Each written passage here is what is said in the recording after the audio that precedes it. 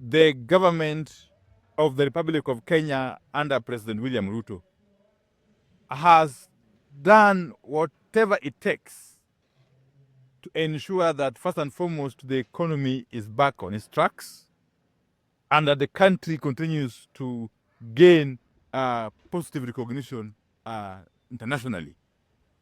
Today, we have seen that our credit rating has moved from negative to positive, which is a very, very positive development, if you ask me. It now therefore means that we are going to be able to get positive consideration by international lenders and development partners going forward. Secondly, you know that for the first time in very many years, this country has produced enough maize for domestic consumption. And therefore, this country will spend very little money, if any, in maize imports. Similarly, we have been able for the first time in so many years to produce enough sugar for domestic consumption.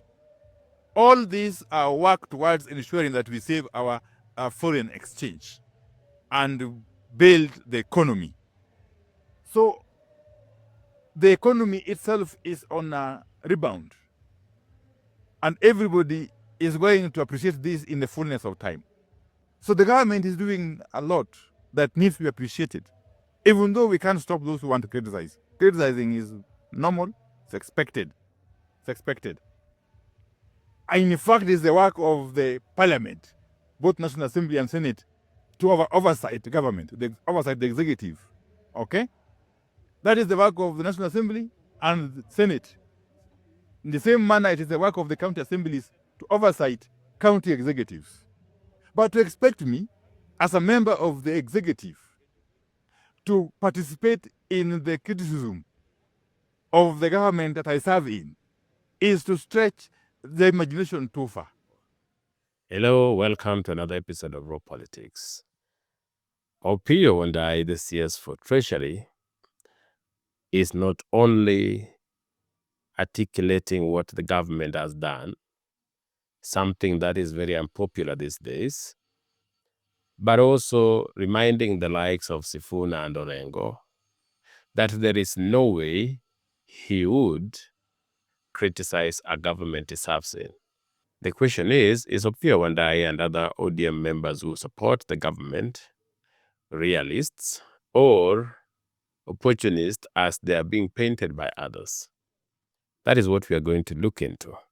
If it's something you're interested in, stay tuned. If you're watching for the first time, please subscribe to this channel so that you don't miss subsequent videos. Ladies and gentlemen, Opiyo Wandayi is not your ordinary ODM member. He is very close to one Raila Odinga. Opiyo Wandayi, lest you forget, was the minority leader in parliament. Opiyo Wandayi is one person that Raila's brother, Senator Oburu Odinga, openly and proudly endorsed as the replacement of Raila Odinga in Luo politics. So this is not your ordinary person. In fact, when Raila was giving out names, he trusted Opiyo Wandayi with the energy docket. Why is that important? If you look at Raila's history, anytime he has gotten an opportunity to work with the government, he has always insisted on getting the energy docket. Remember when they were working with Moi, even during Kibaki's time, he has always insisted on the energy docket. And if he's not the one, if he's not the CS in charge, he always gives that position, that docket, to somebody he trusts a lot. And so if you see Opiyo Wandayi coming out to articulate government policies, tell you that this government is doing a lot of work and that he will not join other people in pretending to oppose a government he serves, know that he's likely doing this with the blessings of Raila Odinga. But anyway, let us hear what more he had to say about criticizing the government and the demands that he should criticize the government. Is actually to be delusional. Is actually to betray the very principles of democracy that we have been fighting to safeguard all these years. So those who are busy criticizing the government should continue doing so. Nobody has stopped them. Please continue doing so. But don't expect me to join you in criticizing the same government, the very government that I serve. As a cabinet secretary, I've got more than enough avenues and platforms and fora for me to air my views. It is none of your business, you who is outside the executive, to dictate to me how I should conduct myself within the executive. So you continue playing your role of criticizing the government or critiquing it. Okay? But please understand that I cannot join you. In any event, in my previous life as a member of parliament and as leader of minority party, I don't think there's anybody who could have taught me how to criticize. I was very good at criticism and oversight and critiquing. So there's nothing new you're teaching me. And you cannot lecture me on how to conduct myself whilst I serve in the executive. It is not within your province to lecture me, okay, on how to carry myself while serving the government under the president. Okay? You do your role, I do mine. But more importantly, those who are busy making noise out there, despite all the obvious positive steps that the government is making, you can also continue in the same manner. But rest assured that when the hour of reckoning comes, when push comes to shove, when the rubber meets the road, okay, we shall meet with you down here with the people. And these people are not foolish. Kenyans are not foolish. They know for sure what steps or gains have been realized under this government. And we continue to achieve milestone after milestone as time goes by.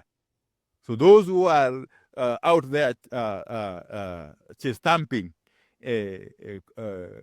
crowing, and doing all sorts of proclamations are dancing themselves lame before the real dance begins. The matter of next elections will come, and we shall deal with it, okay, in the best way we know, okay? Yeah. And Kenyans ni wale wale. Kenyans ni wale wale. Yeah. Na watajua vile watafanya. And they will appreciate, I can tell you. Yes. When the chips are down, Kenyans will understand that they differentiate between noisemakers and doers. I can assure you that we are doers.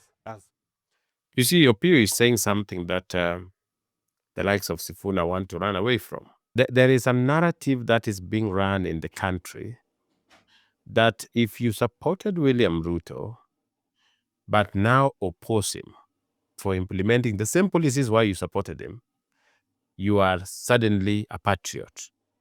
But if you oppose William Ruto and now support the policies he's implementing, you are an opportunist. And that is not true, ladies and gentlemen. People have the right to change their minds. The people who voted for Ruto overwhelmingly to put him into office, knowing very well the policies he had promised to implement, have somehow changed their mind and now criticize the same policies they campaigned and voted for. They feel they have the right to do so, and I believe they have the right to do so. The funny part is that they don't believe that those who opposed Ruto, who never saw value in his policies, have equal right to also change their mind and embrace those policies. That is the problem we are dealing with. It is the height of double standard, where if you oppose Ruto, you are a hero. If you support Ruto, you are either a sellout or an opportunist. That is not how it works, and that is what Opiyo is explaining here.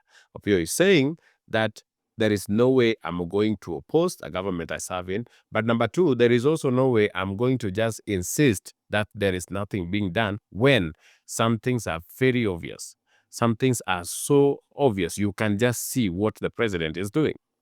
And so he's saying when the time for politics come, they will meet people on the ground and Kenyans will determine for themselves who has delivered. That is what Opiyo Wandayi is saying here. But he's telling the likes of Sifuna and others that there is no way I am joining you in castigating the government for the sake of it. While it is your work to do so, and I respect your decision to oppose the government, you can't expect everyone to see things your way.